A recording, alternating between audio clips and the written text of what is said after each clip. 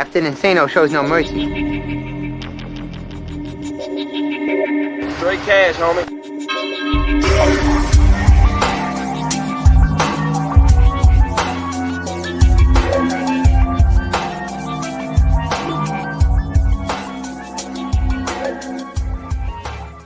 Hold on to your butts.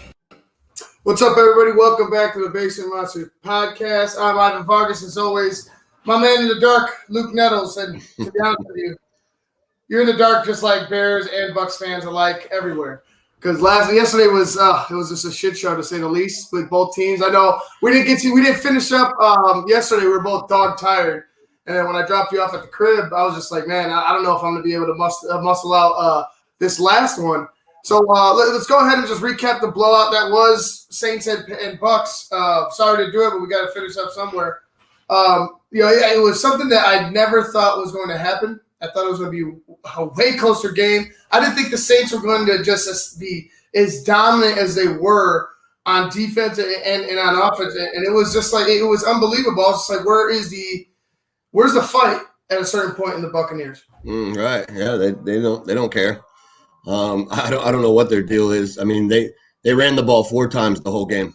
4 times.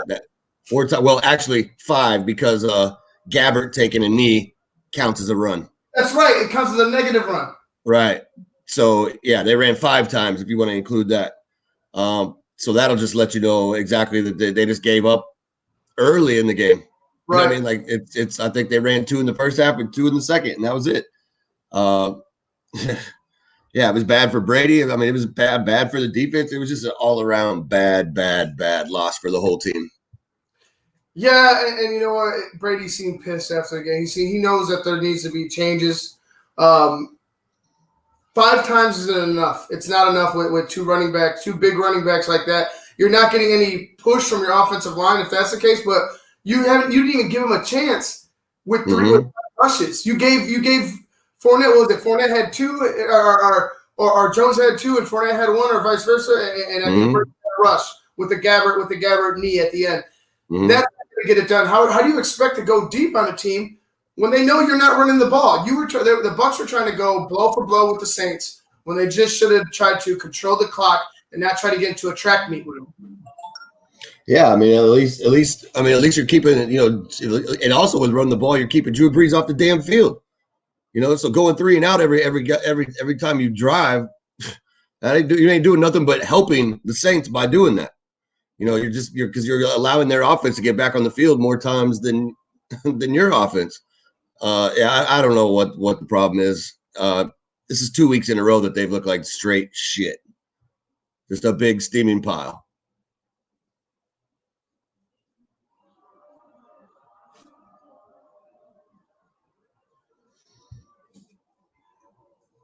I can't hear you.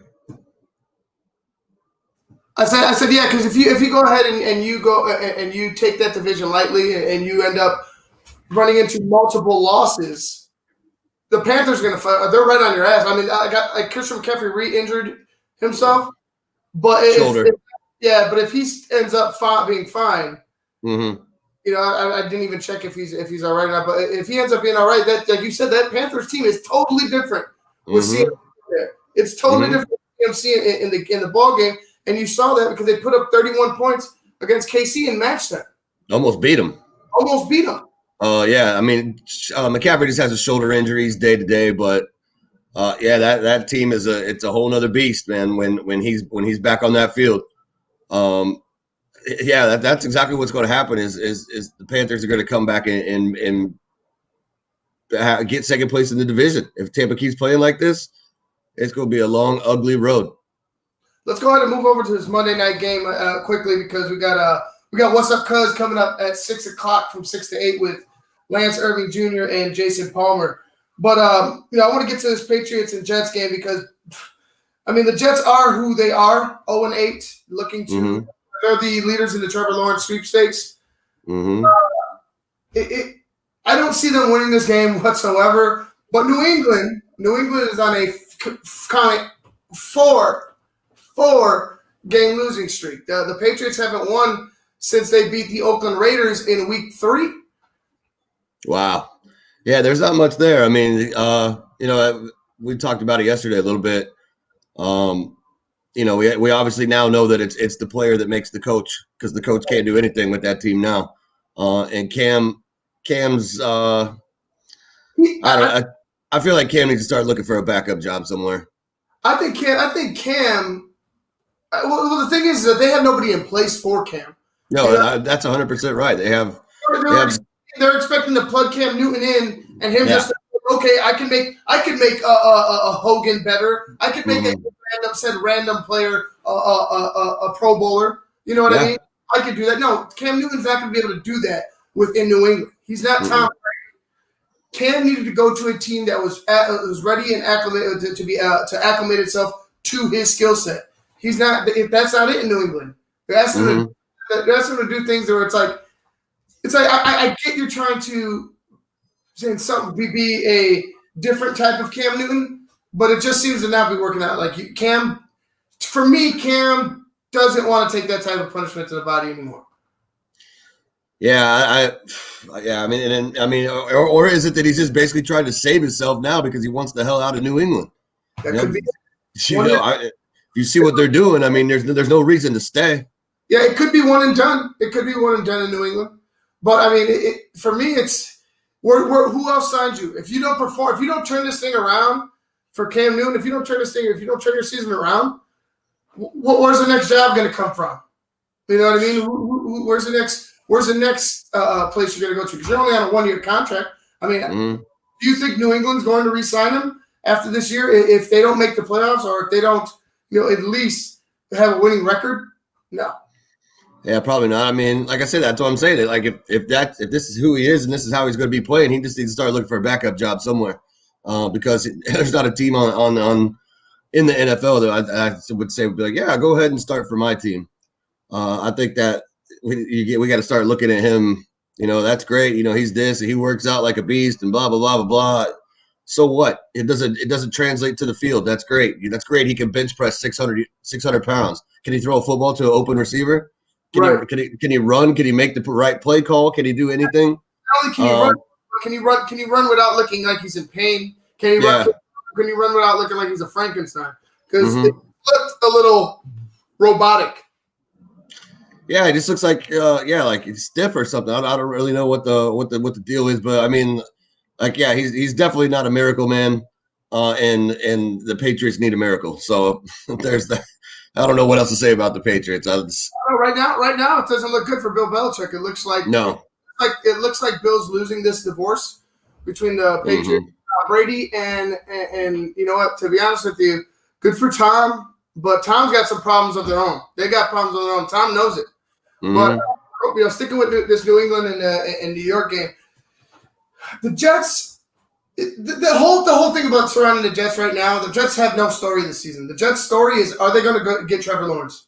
Are they going to suck enough to get Trevor Lawrence? And and at 0-8 right now, it's looking the future's looking bright at 0-8 for the Jets. I don't know if I want to play there if I'm Trevor Lawrence, an organization that would willingly risk the careers of other players to tank for one player that may or may not be there for them.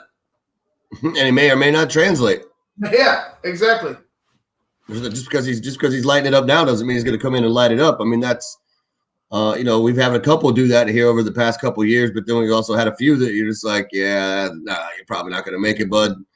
So you got Burrow, you got Kyler. These got a couple that have been coming out and translating, and I think Clemson runs him close enough to a pro style offense. So I do think he'll be okay. My biggest question is. Right. If the Jets are doing this in order to get him, what if he doesn't want to play there and decides I'm not coming out? I'm going to play another year, and then who do you go after? Well, now that he doesn't even technically need to play another year. He just say, "Well, I'm sitting out till the next draft."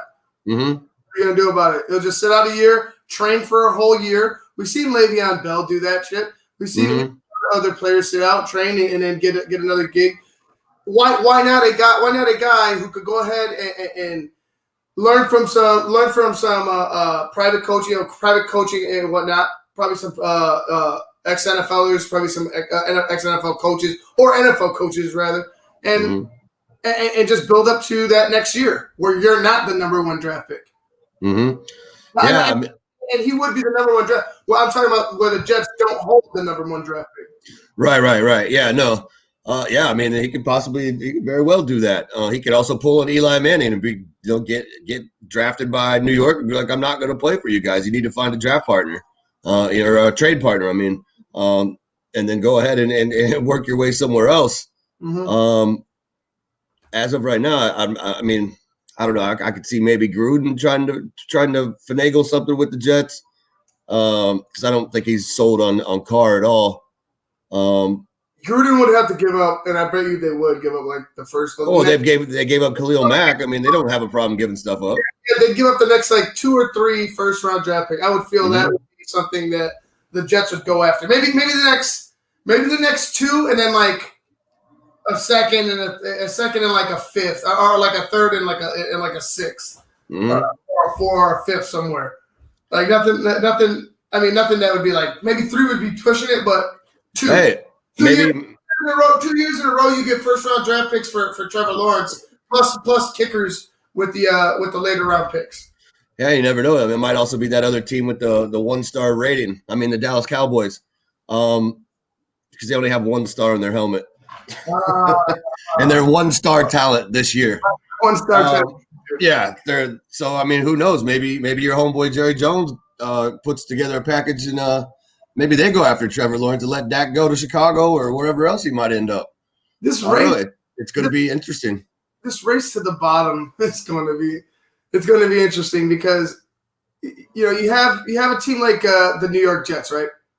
I mean, excuse me, the New York Giants. Mm-hmm. Where we watched them. They won yesterday, but we watched them. We go from 1-7 to 2-7. We see the Dallas Cowboys go from 2-1 or 2 either way to 2-7. Those guys are shockingly they're still in the running to get Trevor. Yeah. The only one that is the real true front runner is the New York Jets. To be honest, the New York Jets and the Jacksonville Jaguars. But like the Jaguars, I think the Jaguars are going to win a couple more games. I think the Bengals are going to fare a little bit better. The Chargers don't need anybody at quarterback. You know what I mean? These are the bottom feed. Maybe the Detroit Lions, but they already have 3 wins, and I think they're going to go ahead and probably end up beating the Bears later on this season. Mm-hmm. But those are the teams that right now, like I honestly, I think that's where it comes down to. You got maybe see the NFC East blows my mind because none of these teams should be anywhere in any position. Like if there was a lower position than 4th in that division, 3 out of the 4 probably should be there. Maybe 4 or 4. You know what I mean? It could be a tie. Yeah. This is a tie for last, is what it is. Yeah, it's it's baffling that you could have. I mean, it's usually you got 1 bad team in each division, but this was a whole division, so you got 4 bad teams, right? All in one division, and that's it's pathetic. But like we keep talking about, like it's going to end up being somebody that's 5-11 that wins this division, or maybe 6-10. It's going to be ugly, and they're going to get bounced out the first round of the playoffs. But 5-11. So can you imagine if it's the Eagles and the Eagles only win 2 more fucking games? Yeah, you would have to find a way to rewrite who gets in and who gets out of the playoffs because for sure have that like okay you're the number 1 seed. Let's say they're 6-10, right? They get blown out in the first round. Whoever wins the division. They get blown out in the first round. Just not even close. It's a massacre. It's a Jaguar 63, Dolphins 0. You know what I'm talking about? Right. Marino's last game of his career. That's what I could see happening to one of these teams going up against a playoff team. Yeah. It doesn't matter. No matter which one. I mean, unless one of them gets hot, who knows? Maybe one of them catches on. Something clicks for one of them. And they put up another five wins throughout the rest of the year. Who knows? But the way it's trending right now, it's looking like somebody's going to win this division with 6 wins. Yeah, 6. I think 6 wins probably is the over. But it is what it is, man. It's been a weird season, and right now we have like I said, we talked about it yesterday. I don't see anybody that's besides maybe the Pittsburgh Steelers by record, because we saw them have struggles with Dallas. I don't see any team that's like leaps and bounds above the rest, including the Kansas City Chiefs. Right. Yeah. No. I mean, like the Chiefs, like that offense in Carolina isn't stellar. It's just better now that they have McCaffrey. But I mean, they came out and punched it right in the mouth. It was like, hey, listen, you're not going anywhere. Like we're going to hang right here. We're going to be right on your hip. Like that, and they're not, like I said, they're not a high powered offense. But we talked earlier in the year. I think it was about the Raiders and Chiefs game. Yeah, where we saw that their secondary is a little susceptible. So yeah, there's a lot of talent, and it's like I agree with you though about no one team being like leaps and bounds above everybody else. I mean, obviously you got to put the Steelers at the top just because they haven't lost yet, and then obviously the Chiefs probably just because they can just hit you so fast. But it seems to be that their defense also gives it up just as quick as the offense puts it on the board.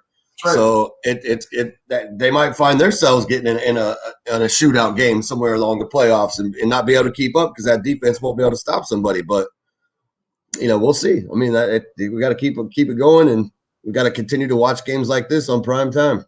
Right. We'll see. We'll see what happens tonight.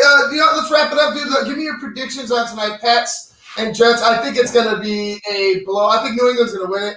I'll let you give your prediction first, and then it's gonna be a 0-0 tie.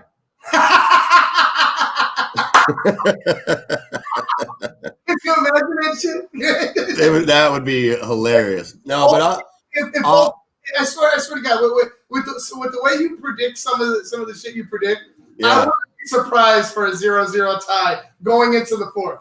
That would be hilarious, man. That would be hilarious. But I just think the Jets are just bad and just that bad that I'm actually going to pick for the Patriots. But it's I'm looking at maybe like 17-6, 17-9. Okay. That defense. Let's see. I'm going to go a little bit higher for New England.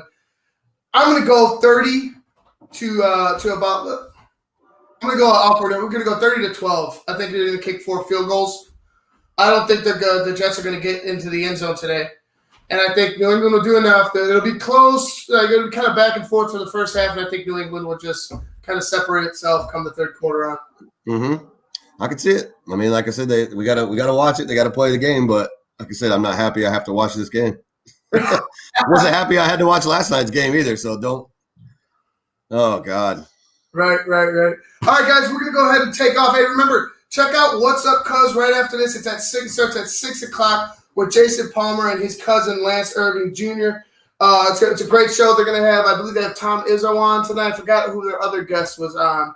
Tom Izzo, Michigan State head coach. And then, I'm so mad I forgot their second guest. But anyway, check it out. It's gonna be great. We're going to go ahead and get out of here. We're going to watch this Pats and Jets. We'll see you guys at the half. Peace.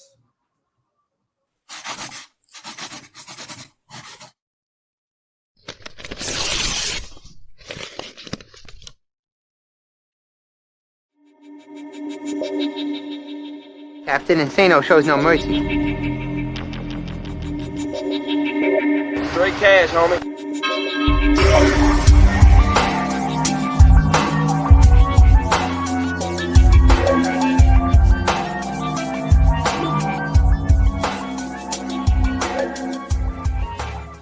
Hold on to your butts.